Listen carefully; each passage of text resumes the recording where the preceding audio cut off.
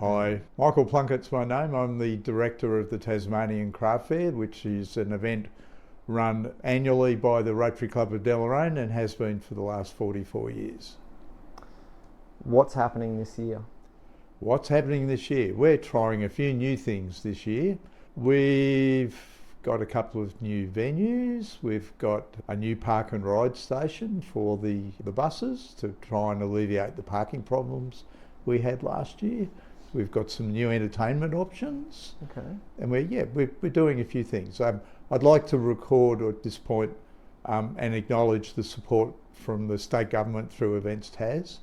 They've given us a lot of support this year that's enabled us to invest in developing the craft fair. The craft fair as an event is really an important part of the Meander Valley, the Deloraine and the Tasmanian economy and a community, and it does well each year, but it struggles because it's run by a bunch of volunteers. It struggles to grow and evolve and develop, and this year we've had support through government via Events Tas to enable us to do some development work, and we've got a few exciting things happening in that space. So the developments you mentioned, entertainment and the different parking, the transport setup, Yep. Is that what you were referring to? Oh no, there's other things as Okay. well. Okay, so first of all, we've got a number of feature artists this year. The main one is a gentleman by the name of Brad Blaze, who's a caricature artist. He's a speed artist. He'll do someone's caricature in a minute, and there it is thing. He'll also do it upside down, or he's a really good performer, and he's there on the Saturday and the Sunday of the craft fair. We have Sand in Your Eyes, a sculptor, a sand sculpturist. He's there for the whole 3 days of the craft fair, and he's doing a sculpture in the morning on each of the 3 days and then running workshops in the afternoon where the kids and adults, if they wish, can get their hands and play in the sand like we do on the beach, being good Australians. We have potentially some clowns coming, so the Supercilious Circus from Deloraine here coming. We're just in the final processes of organising and working out what they can do for us. We've got the white statues from Golden Valley back again. The young people who stand there near the entry at Venue 1, and yes, they're amazing what they do. We've got the potters are back, so the kids can throw a wheel on the pots. We've got Tool School, which is a timber school where they can learn how to do things with timber, and we've got a lot of other workshops which we're just in the final stages of finalising. We're finalising them at the moment. Yeah. If people are interested in participating in these workshops and doing these things, will they need to book in advance, or they'll just show up on the day? No, at this stage they're just going to show up on the day. We do have one area which we're calling the mini makers, which will be actually a ticketed thing, a ticketed event. It's something we haven't done before, and that will be in Venue 2 at the showgrounds, and it's aimed at kids having a good time. I think it's $15 a head, and they get all the materials and they can make stuff and take it away. Generally the workshops are free, but they may be so popular, hopefully they're so popular that they'll be oversubscribed, if that's the right word. Lots of things are happening. The other thing is in the main venues. So we've got 4 venues, venues 1 to 4, the same as in previous years. Venue 1 at the community complex in Alveston Drive. Off the food court this time we're actually going to have a stage, and that's where Brad will be doing his shows and the entertainment. We have had it in the auditorium in the community complex for the last couple of years, and it's worked, but we feel it may work better if the stage is where the people are, rather than getting the people to go to the stage. And that's going to be all erected in the week before the craft fair, hopefully. It will be, yeah. And Venue 2 is the showgrounds? Yeah, Venue 1 is the community complex. So there's 1A, 1B. 1A is the basketball courts, the community centre. 1B is the Rotary Function Centre. 1C is the Providore Pantry. Then we have our food court, which ties all that together. Plus we're introducing what we're calling a chill area, where there's going to be the Little Green Men and the Red Brick Road people from Deloraine will be there with their beer and cider. Turner Stillhouse will be there with their offerings. And it'll be an area where the guys, if they want, can go and chill while their partners go and do the shopping and wander around. We're going to try it and see how it is. There'll be tables, chairs, maybe the odd beanbag, that sort of thing, where we can chill. So that's Venue 1. Venue 2 is the showgrounds. So 2A is the Firmage building. That's got some children's activities and workshops in it. 2B is Meander, which is, if you just bear with me a second, I've actually, no, wrong email. 2B is the care crafts, so it's body products, self-care products, that sort of thing. So we're theming the buildings rather than mixing everything up, where if you want to go and look at a particular thing, you can. There is a risk in that people will go and target one building and won't look at the rest, but we don't think that'll be the case. We've been working with a lady from Hobart as a professional curator, and she's suggested this. It's worked in other places, and we're going to try it this year for the craft fair and see how it goes. So 2B is care crafts, 2C is called The Shed. It's tinkered and reclaimed objects, craft, a space for inventive reuse and hands-on construction and repair. So that's the Quamby Pavilion. 2B is garden crafts, and we've got 2 or 3 garden nurserymen and people like that with their arts and crafts, plus some sculptures that can go in the garden as well. And then venue 2E is the still, and that's going to be in the Creswell building in the middle of the showgrounds, which is where we're going to have a number of distillers and gin makers and that sort of thing. So you can go and have something to eat at the Atkins building run by the Show Society, have a drink, enjoy yourself, let your hair down. So that's venue 2. Venue 3 is the Kinetic building on Highland Lakes Road next to Rotary Park. Rotary Park will be a food court again this year. Adjacent to that, one of the ponds in the Meander River will be actually stocked with fish, and one of the angler clubs is going to let the kids go for a fish and try and catch a fish as well. So we'll have a bit of fun with that, hopefully.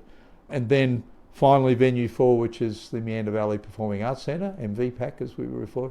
Venue 4, cottage crafts and children, handmade and traditional domestic crafts. So yeah, something new, something different. Yeah.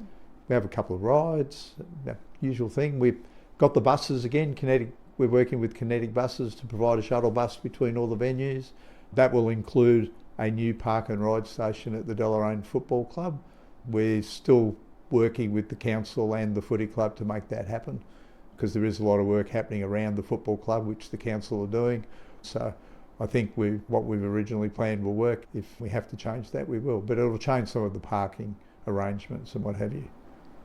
All right. And I've got one other new thing, which I can show you. I can show you here, but it's not going to work really well on an app.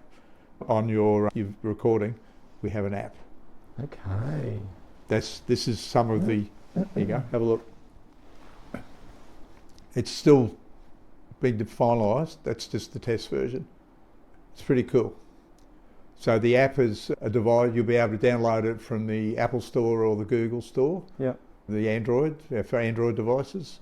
It will be. You can buy tickets through it. You'll be able to find information about each of the exhibitors. Yeah. There's a map that will tell you where the toilets are, where the bus stops are, where the parking is. And this is just stage 1.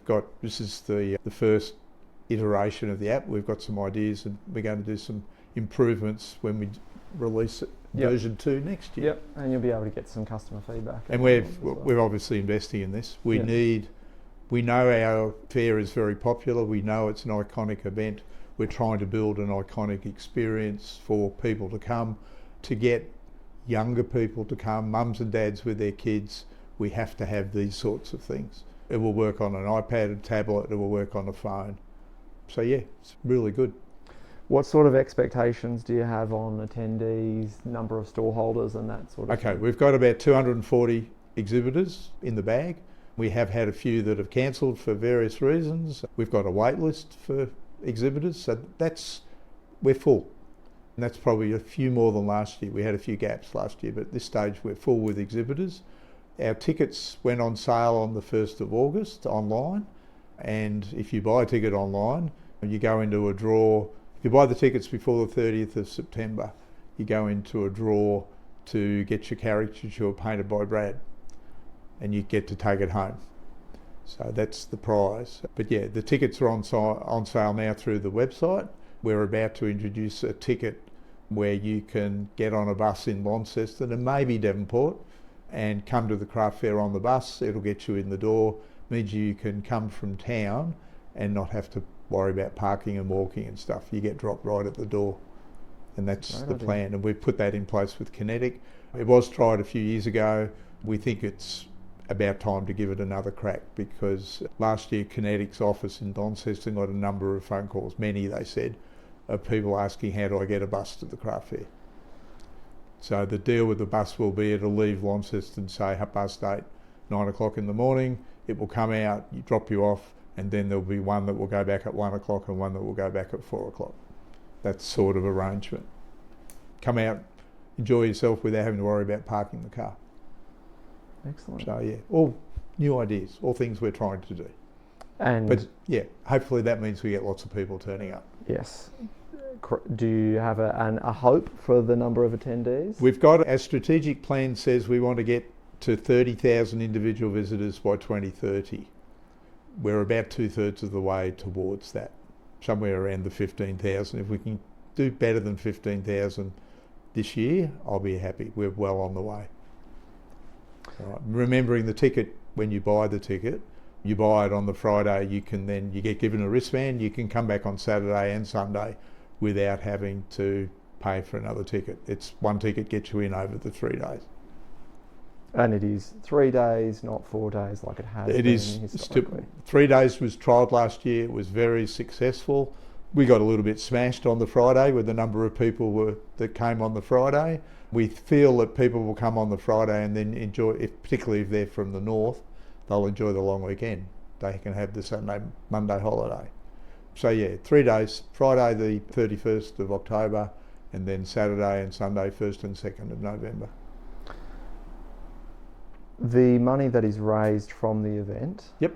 gets distributed throughout the community. Can you Sure talk about does. some of the example projects that it has gone towards in the past? I can do that. Firstly, the fair runs on volunteers. We have a committee of Rotarians who run the fair. We have a contracted event manager, a lady by the name of Kristen Finnegan, who does all the heavy lifting with the admin and stuff like that, which is great. And that's, again, due to the support we're getting from Events Tas and the state government. So we get people from other Rotary clubs, the Lions, Apex, other service clubs. We get people from the local school groups. St Pat's send a contingent in each year to help us with the parking. The Combined Churches group here in Deloraine does the night watchman service during the fair just to make sure things stay reasonably safe and secure. They all get donations from the craft fair. So every ticket that is bought for the craft fair, some of that money ends up into those local community groups. And some of them use that as a fundraiser. Plus we have volunteers on the gates. Not only do we have people we get our local members helping, we get people from the footy club helping, they all get a donation made. So it's a fundraiser for them. After all of that, the Rotary Club over its 44 years, the funds we've raised total something like about $3.5 million. The Meander riverbanks, a lot of that was done by the Rotary Club about 20 years ago in partnership with the council.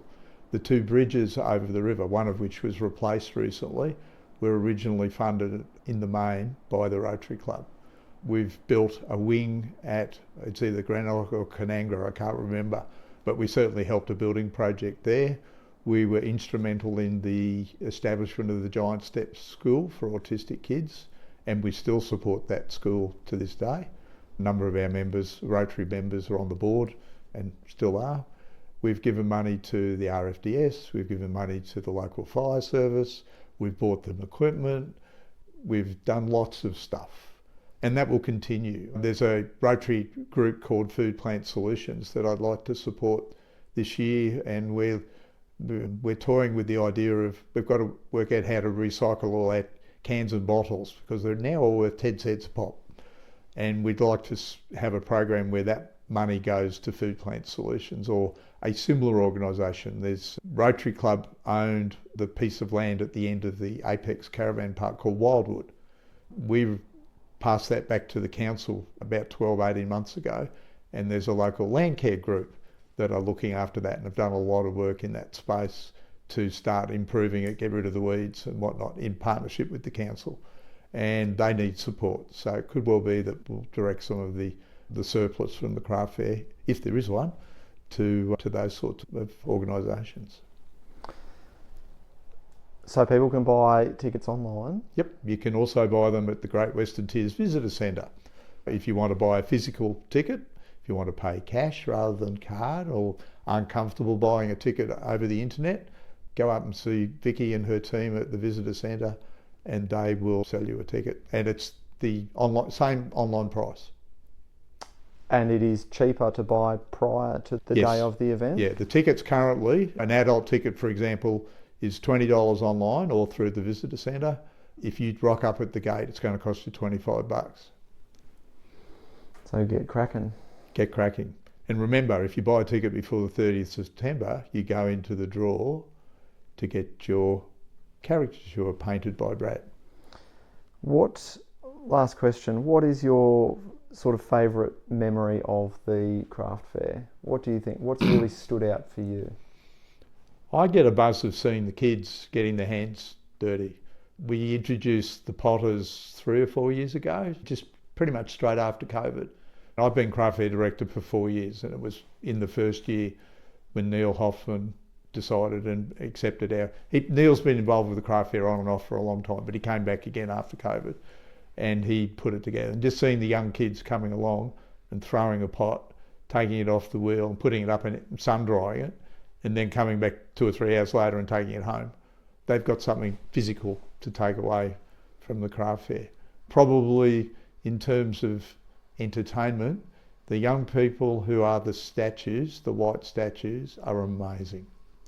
What they do blows me away. They just stand there rock solid. And they rely on people's donations, and they're very good at collecting them, but they do that for free for us. We don't pay them or anything like that. That's probably the other highlight.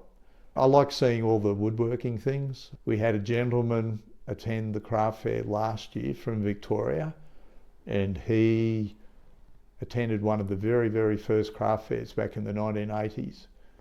And he came back, he was in a wheelchair, he's with his daughter, I think. And he came around, and we're going to try and get him back again this year if we can, if he's able to. Because Kilburn Inc., Simon from Kilburn Inc. looked after him and had a good chat to him, and Simon and I have agreed if we could support him to get back. It was just one of those emotional moments. It was really cool. It's nice. Yeah, and Simon's back again this year. He's in the shed, he's in the timber ones where everyone's going to be making stuff. So it feels like the definition of craft has expanded a little bit over the last couple of years. So I think there was Hannah Maloney, was it last year? Yes, Hannah was there last year. And fishing and whatnot. It's fun and it's a bit different and has expanded a little bit. It is expanding. Just think about the definition of a fair. You think about a fair, you go and enjoy the experience. People come to the craft fair because they want the experience, they want a good day out, and we hope that's what we provide them with. We also recognise it's an opportunity for people to do their Christmas shopping and to see some really high quality art. Like Venue 1A this year is fine arts. That's where all the good stuff is going to be. But there's good stuff everywhere. Not everyone can afford to pay a largish amount of money for a nice piece of art, but they can afford something that may only be 40 or 50 bucks, and it's something that's really good and becomes a present. There's something for everybody at the fair, and that's what we've been trying to do. Build this iconic experience where people can come and have a good day out, or good days out if they want to come. There's good quality Tasmanian food, there's good quality Tasmanian drinks, whether they're alcoholic or not. You can come and enjoy yourself. And there's plenty of arts and crafts there. There's plenty of opportunities to buy stuff for loved ones, for Christmas presents or whatever. And that's what we're trying to build. Then the hands-on, the workshops, that's how the craft fair started back in the 1980s. We're trying to get back to that and get people involved and have a good time. What do you think it means? What does it mean to Deloraine and the Meander Valley having this big event each year? If I can put my technical hat on, in 2023 in partnership with the state government, and we were going to do it, and they came along and said, can we do it together? We did an economic impact study of the impact of the craft fair based on Deloraine and the Meander district, and then on northern Tasmania, and then on the state as a whole. Because obviously the state government and other organisations, we look for sponsor support. We get really good sponsorship from People like the local Bendigo and Community District Bank, and those sorts of people look for trying to get a bit of a return on their investment. So the economic study showed that the impact of the craft fair each year is about $2.5 million. You can't get accommodation anywhere in the north. You've got people, about 70% of the attendees come intrastate. We get people come up from Hobart. We know Coal River Coaches and other companies do day tours to the craft fair. They come up from Hobart. People come up, they stay, they come up and see family and friends and that sort of thing. But then the other 30%, a big chunk of those come from the mainland. About 25% of our exhibitors are from the mainland. They come across on the Spirit. We've got a couple at the moment that can't get on the Spirit because it's full. That's the impact of this. It's really important event to the. I also should mention Premier Jeremy Rockcliffe is supporting the Premier's Award again this year. We've just got to finalise that, the arrangements for that, now that the government's sort of settled down a little bit and we've got through another election and all the rest of it. We were talking to them just prior to all of that, and then it all got stopped. Obviously, caretaker mode, they can't do anything. But really value the support of him and Peter Gutland before him, and a number of the premiers have always supported the event because they recognise how important it is.